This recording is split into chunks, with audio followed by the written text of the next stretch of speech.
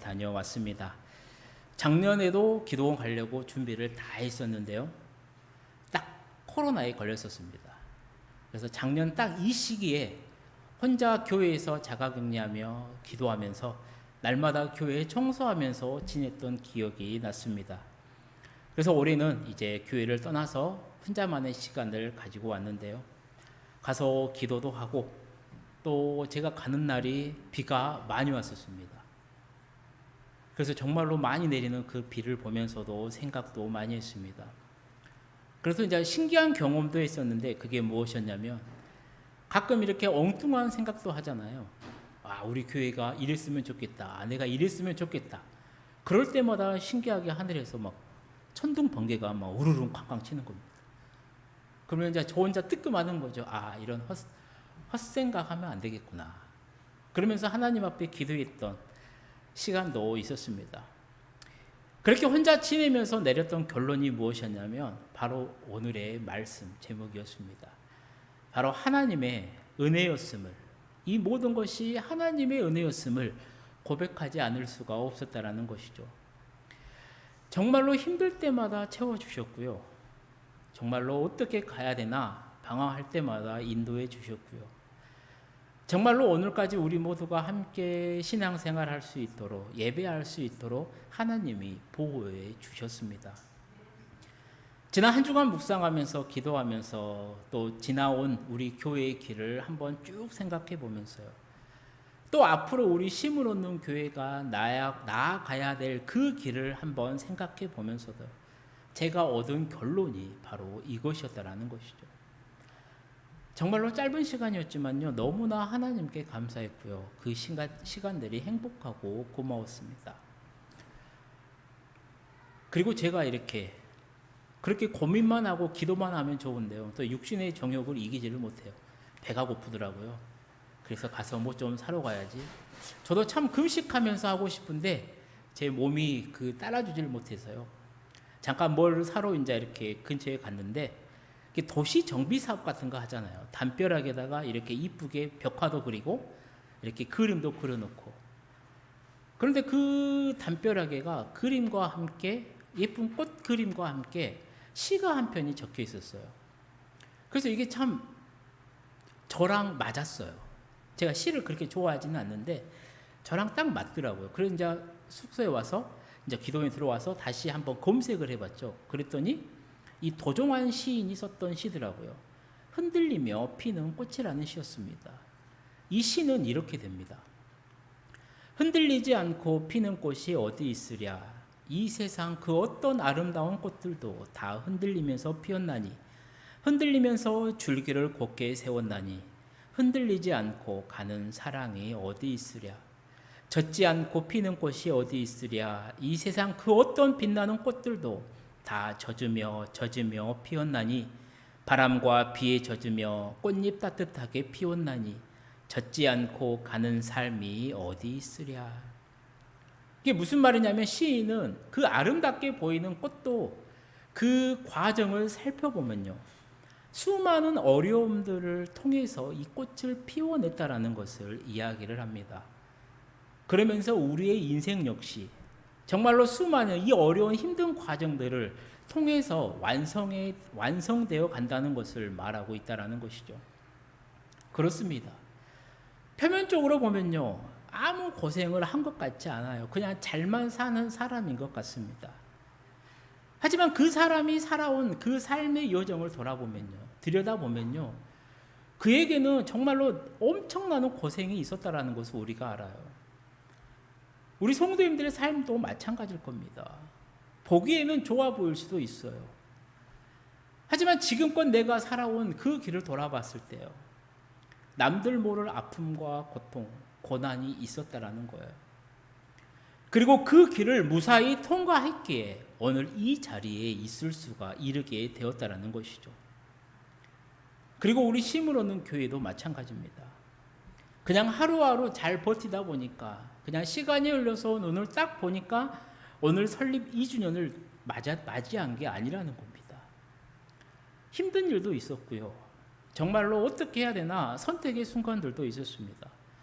많은 염려와 걱정도 있었고요. 정말로 어쩔 때는 하나님의 도우심만을 바라보며 묵묵히 기다려야 할 때도 있었다라는 겁니다. 그리고 이런 과정을 통해서 오늘까지 이르게 되었고요. 앞으로 우리 힘을 얻는 교회는 또 이런 과정을 겪으면서 나아가게 될 거라는 겁니다.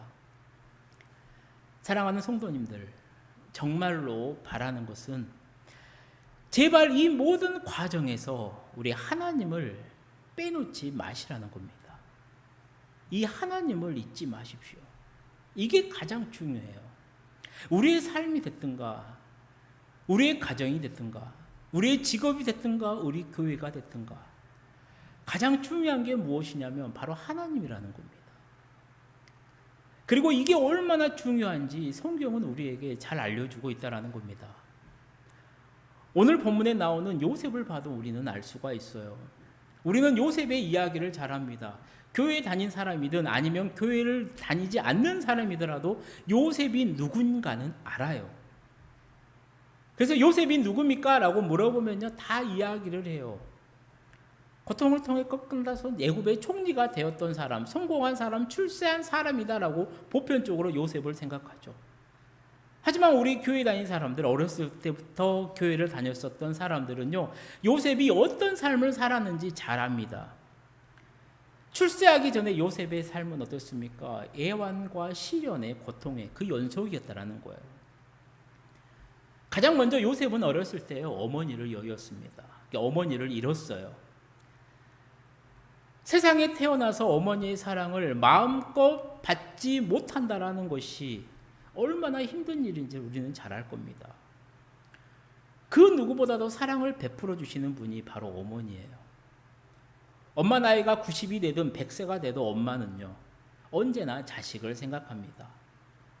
요셉은 그런 어머니의 사랑을 받지 못했어요. 왜냐하면 어머니 라헬이 이 동생이었던 베냐민을 낳다가 세상을 떠났기 때문이라는 거예요. 다른 형님들은요, 어머니가 다, 형제들은 어머니가 있었어요. 근데 요셉은 어릴 때 어머니가 없었습니다.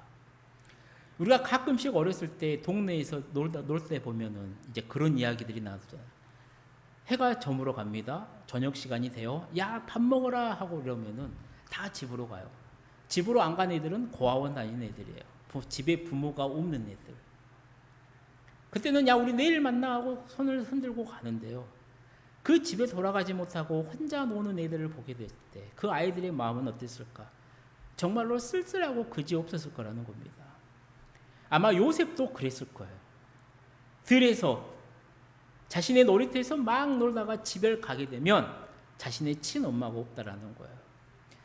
아마 그래서 아버지 야곱이 요셉을 더욱 사랑했을지도 모릅니다. 그리고 두 번째, 요셉은요, 정말로 냉혹한 형들을 만나서 불행한 젊은 나날을 보내요. 배다른 형들은요, 어머니가 없다고요. 아버지가 요셉을 더욱 사랑해 주니까 그게 더 싫었습니다. 더 미워했어요. 한 어머니에게서 태어난 자녀들도 키워보면 마찬가지예요. 애들이 얼마나 셈이 많습니까? 선물을 하나만 사갖고 오면요, 받은 애는 좋아합니다. 근데 받지 않는 애는요, 엄청나게 상처를 받아요. 어느 심리학자 말은 그래요. 아이 받는 상처가 어른이 생각보다 더 크다라는 거예요. 아, 나는 엄마한테, 나는 아빠한테 사랑을 받지 못하구나 할 정도로 깊이 빠지는 애들도 있다라고 해요. 한 어머니 뱃속에서 나온 애들도 그래요. 그런데 배가 다른 어머니에서 태어난 형제들이야 오죽하겠습니까? 요셉이 아버지의 사랑을 더 받는 거, 요셉이 불쌍하다라고 요셉에게 더 좋은 옷을 입히는 거, 요셉만 더 풍부한 음식을, 맛있는 음식을 먹는 것, 이 모든 것들이 배다른 형제들에게는 못마땅한 것이었습니다. 결국 요셉은요, 그런 형들의 미움을 받게 됩니다. 그리고 이 미움에 극에 달했을 때요, 죽음의 위기까지 가게 돼요. 다행히 유다 형님의 도움으로 목숨은 면하죠. 죽음은 면합니다. 하지만 그는 은 20개에 팔려 애굽으로 노예로 팔려가게 되더라는 겁니다. 사랑하는 성도님들, 생각해 보십시오. 상처 중에 이런 상처가 어디 있겠어요? 다른 사람도 아니에요. 납치당한 것도 아닙니다. 어찌됐든 간에 어렸을 때부터 한 집에서 살았던 그 형들에게 인신매매 당해서 팔려간 경우니 어쩌겠냐라는 거예요. 사실 이런 경우는요, 당해보지 않고서는 그 아픔을 말할 수는 없을 겁니다. 그리고 이런 아픔을 당했을 때 정상적으로 살아갈 수 있다라? 그것도 아마 좀 힘들 수도 있을 거예요. 어찌됐든 간에 요셉은요, 그 상상하기도 어려운 그 고난을, 그 고통을 당했다라는 겁니다. 그리고 보디발에서 집에서의 삶은 어떠했습니까? 애굽으로 팔려가요. 그리고 요셉이 거주한 곳이 바로 애굽의 군대 장관이었던 보디발의 집이었습니다. 그리고 요셉의 신분은 우리가 잘 알고 있는 것처럼 노예예요. 자유의 사람에서 이제 노예의 신분이 되어버렸다는 겁니다. 노예가 될 만한 잘못을 한 게 없어요. 아버지가 없었던 것도 아니고 형들이 없었던 것도 아니고 집이 없었던 것도 아니었습니다. 내 고향, 내 집, 내 아버지, 내 형제들 다 있었는데 그의 처지가 한순간에 남의 집 노예로 전락해 버렸다는 거예요. 바닥으로 내려와도요, 정말로 이렇게까지 내려올 수는 없을 겁니다. 그런데 노예의 신분이 마지막이 아니었어요. 야, 이 밑바닥까지 갔으니까 내 인생은 여기가 가장 최고 밑바닥이겠구나. 아니요. 지하가 있더라고요. 열심히 노예 생활을 합니다. 그에게 유혹의 손길이 뻗쳐와요. 보디발의 아내가 유혹하기 시작하더라는 거예요. 요셉이 노예로 팔려갔을 때는 나이가 한 17세 정도로 생각을 해요. 그렇게 노예 생활을 한 10년 정도를 했다라고 봅니다. 그러면 요셉의 나이가 몇 살이냐면 27살이 되었어요. 장성한 청년이 되었다라는 겁니다. 그러자 보디발의 아내가 요셉을 유혹하기 시작해요. 그리고 그 당시에 그 정선한 문화로 봤을 때는 상당히 보편적이었다라고 합니다. 그 당시에 애굽의 여자들은요, 남편이 있었음에도 불구하고 자유로운 연애를 했을 것이다 라고 학자들은 이야기를 해요.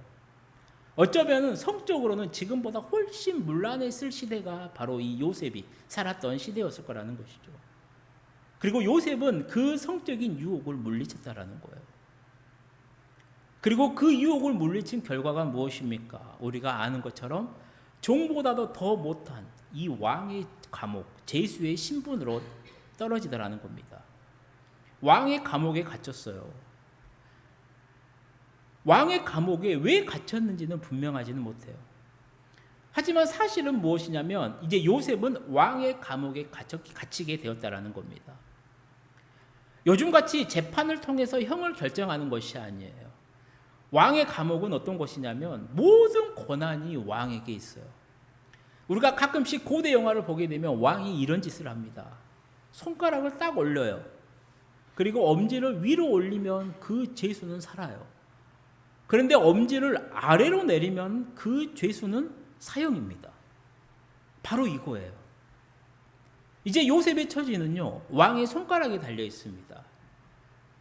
왕이 술을 너무 좋아해요. 술 먹고 헛소리를 합니다. 야, 감옥에 있는 사람 다 죽여.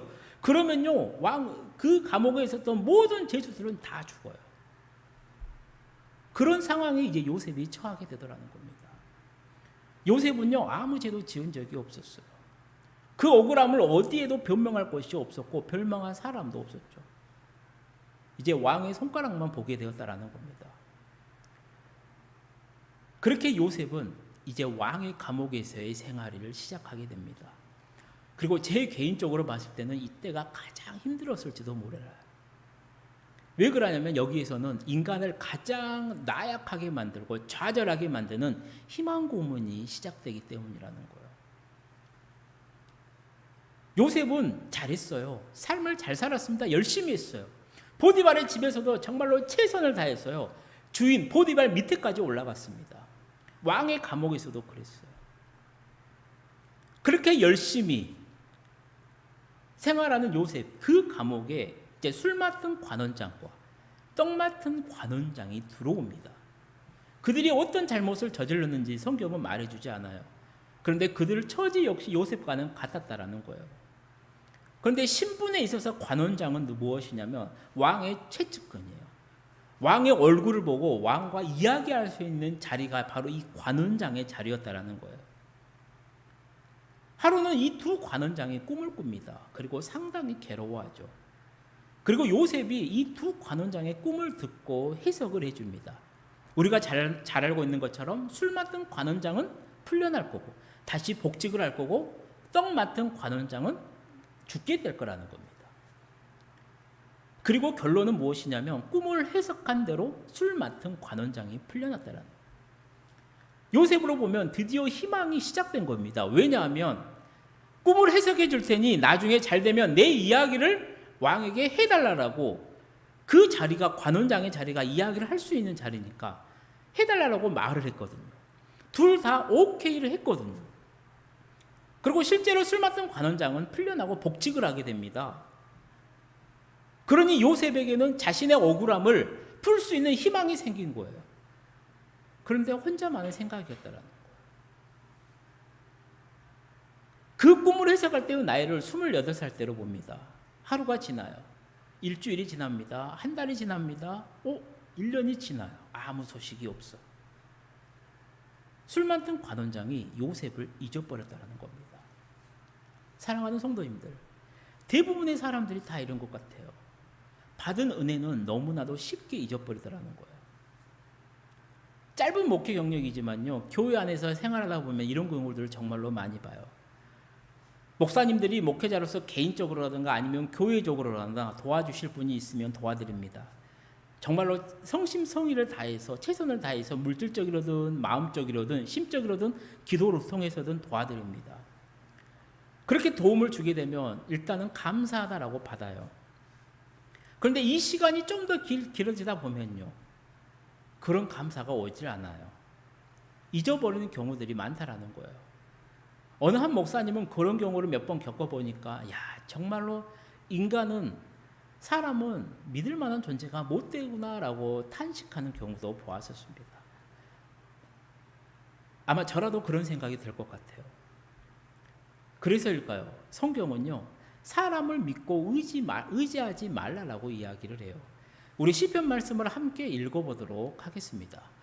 귀인들을 의지하지 말며 도울 힘이 없는 인생도 의지하지 말지니 그의 호흡이 끊어지면 흙으로 돌아가서 그 날에 그의 생각이 소멸하리로다. 아멘. 아마 요셉도 이런 마음이 들었을 거예요.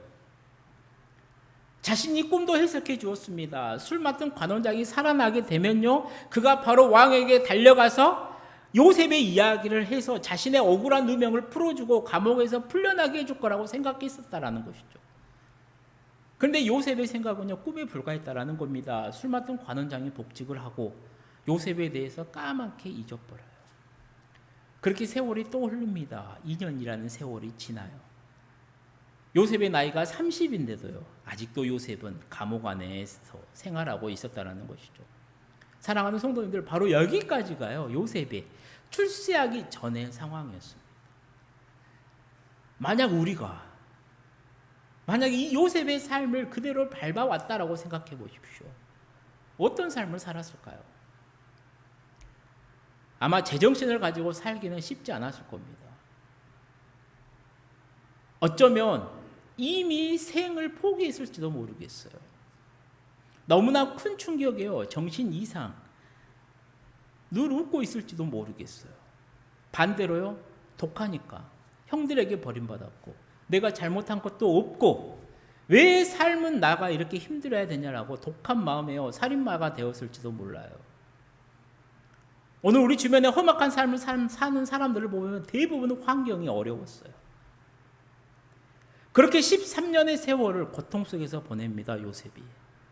그리고 요셉이 30이 되자요, 드디어 하나님이 복을 주시기를 시작을 해요. 그리고 애굽에서 정치를 할 수 있는 나이가 바로 30입니다. 요셉이 30이 되자요, 바로 왕이 꿈을 꾸게 돼요.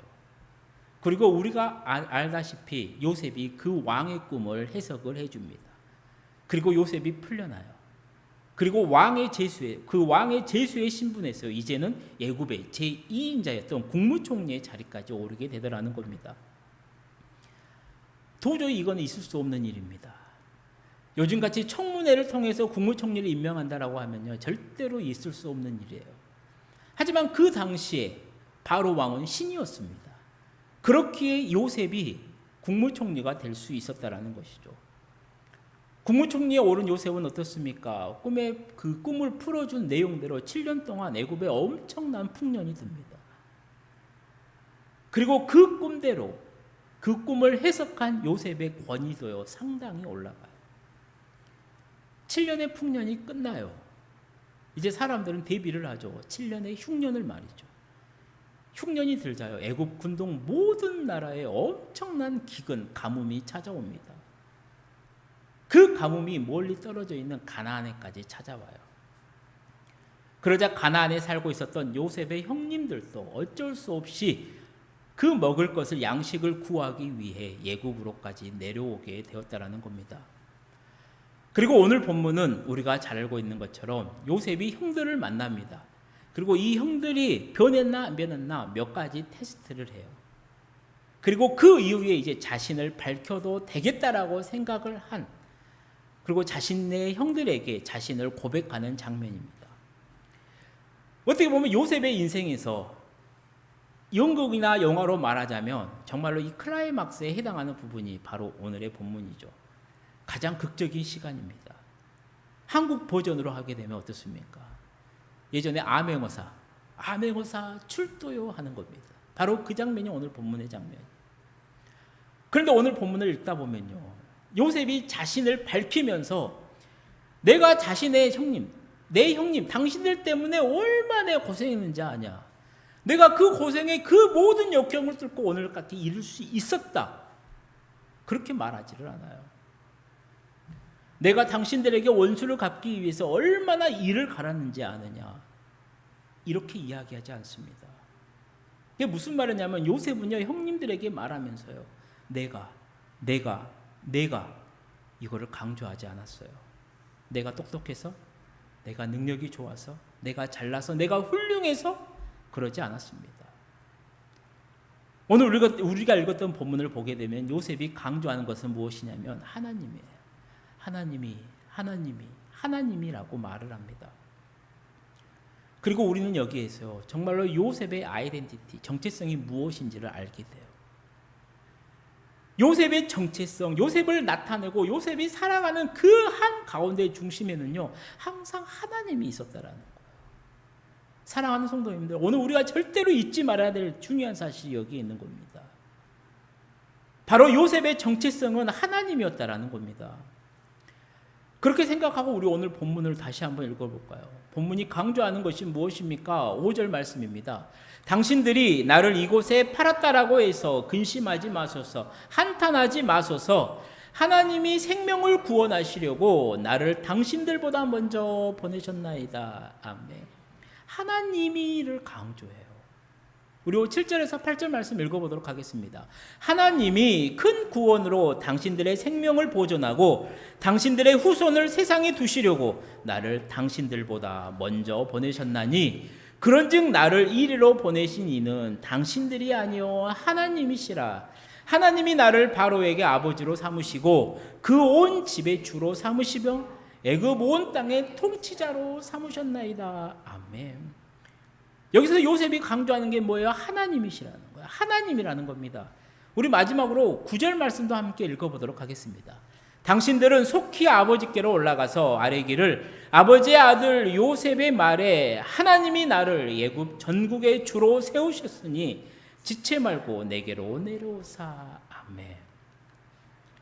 요셉은요, 어릴 때 자신을 미워했던 형들에게, 17살 때는 자신을 노예로 팔아버렸던 그 형들에게요, 이제는 애굽의 국무총리가 되었기에 충분히 원한을 쌓을, 이 해소할 만한 한마디를 할 수 있었음에도 불구하고요, 그의 입술에서 나오는 모든 말은요, 하나님이 하셨다라고 고백하고 있는 것을 우리는 보게 되는 겁니다. 사랑하는 성도님들, 우리가 여기에서 정말로 오해하지 말아야 될 것은 무엇이냐면요, 요셉이 하나님의 아이덴티티, 그 정체성을 가지게 된 것은 그가 국무총리가 되었기 때문이 아니라는 겁니다. 그가 태어나서 39세가 된 지금까지 항상 그의 중심, 그의 삶을 보게 되면요, 그 중심에 하나님이 자리 잡고 있었음을 우리는 볼 수가 있다라는 겁니다. 보디발의 아내의 그 유혹을 받을 때도요, 요셉은 하나님을 생각했습니다. 옥중에서도요, 하나님을 생각했어요. 국무총리가 되었을 때요, 요셉은 하나님을 생각했다라는 겁니다. 그랬더니 그가 먼저 하나님을 생각하고 그의 삶의, 그의 생각의 중심, 마음의 중심에 하나님을 생각하고 모셨더니 그 모든 최악의 순간에도요, 그 삶이 무너지지 않았다라는 겁니다. 인생 최고의 절정인 그 고백, 그 시간에도요, 오늘 본문에서처럼 자신을 내가 어쨌다라고 말을 하지 않더라는 겁니다. 하나님이 하셨습니다라고 고백하더라는 것이죠. 그래서 성경학자들은 이 요셉의 삶이 예수님의 삶과 닮았다라고 해요. 그의 삶, 그가 당했던 고통, 그의 승리 모두가 예수님과 닮았다라는 거예요. 그렇습니다. 닮았습니다. 예수님이 임마누엘의 삶을 사셨듯이요, 이 요셉 또한 늘 임마누엘의 삶을 살았다라는 겁니다. 그렇다면 중요한 것은 이제 우리라는 겁니다. 우리는 어떠했습니까? 지금까지 살아오면서 2023년 1월부터 오늘까지 살아오면서 우리 성도인들의 삶의 중심은 누구와 함께 하셨습니까? 오늘 우리 봉중희 청년이 특송으로 불러준 찬양, 조은하 작사, 신상우 작곡인 이 하나님의 은혜라는 찬양을 우리는 잘 압니다. 제가 설립 2주년을 인식을 하고요, 계속해서 제 머릿속에 떠올랐던 찬양이었습니다. 이 찬양의 가사를 읽어만 보더라도 너무나 좋았어요. 나를 지으신 이가 하나님, 나를 부르신 이가 하나님, 나를 보내신 이도 하나님, 나의 나된 것은 다 하나님의 은혜라. 나의 달려갈 길 다 가도록, 나의 마지막 호흡 다 하도록 나로 그 십자가 품게 하시니 나의 나된 것은 다 하나님 은혜라. 한량 없는 은혜, 갚을 길 없는 은혜, 내 삶을 애워싸는 하나님의 은혜, 나 주저함 없이 그 땅을 밟음도 나를 붙드시는 하나님의 은혜. 사랑하는 성도님들, 그렇지 않습니까? 오늘까지 내가 이 살아온 모든 것이 다 하나님의 은혜이고요, 또 오늘 설립 2주년을 맞게 된 우리 힘을 얻는 교회의 모든 것 또한 하나님의 은혜인 줄을 믿습니다. 이제 말씀을 마치려고 합니다. 사랑하는 성도님들, 요셉은 자신의 그 인생의 여정을 회고하면서요, 하나님이 하셨습니다, 하나님이 하셨습니다 라고 고백을 했습니다. 그러자 그의 삶에서 어떤 일이 일어나느냐, 바로 회복의 역사가 일어나더라는 겁니다. 요셉의 이 고백으로 인해서요, 형제 공동체의 회복이 일어났습니다. 그리고 가정의 회복이 일어났고요, 하나님이 세우셨던 이 12지파의 회복이 일어나더라는 겁니다. 요셉의 삶의 그 절정의 순간, 하나님이 하셨습니다라는 이 고백하는 말이 얼마나 아름답습니까? 그 고백 하나가요, 그를 얼마나 멋진 신앙인으로 만들어줍니까? 정말로 바라기는요, 우리 모든 성도님들 또한 이제 이런 고백을 하시기를 축복합니다. 그래서 우리의 삶을 돌아다 보면서 하나님이 하셨습니다 라고 고백하시고요, 여러분의 가정을 돌아보시면서요, 하나님이 하셨습니다 라고 고백하시며, 우리 교회를 돌아보면서 하나님이 하셨습니다 라고 고백하시기를 축복합니다. 그리고 그렇게 고백할 때 우리 성도님들의 삶에도, 가정에도, 주변에도, 그리고 우리 힘을 얻는 교회에도 놀라운 예수님의 치유하심의 역사가 새롭게 일어날 줄로 믿습니다. 그래서 날마다 성령님의 역사하심을 눈으로 보며 그 하나님의 은혜에 감사하는 우리 모든 성도님들의 복된 삶이 되시고요, 나아가 우리 힘을 얻는 교회 또한 계속해서 하나님의 그 은혜를 고백하는 복된 교회로 잘 세워져 가기를 주님의 이름으로 간절히 축원합니다. 기도하시겠습니다.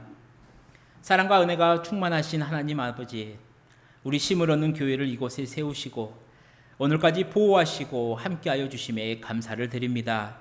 이 모든 것이 하나님의 은혜임을 고백합니다. 성령 하나님, 앞으로도 우리 힘을 얻는 교회 위에 함께하여 주시고 작지만 그런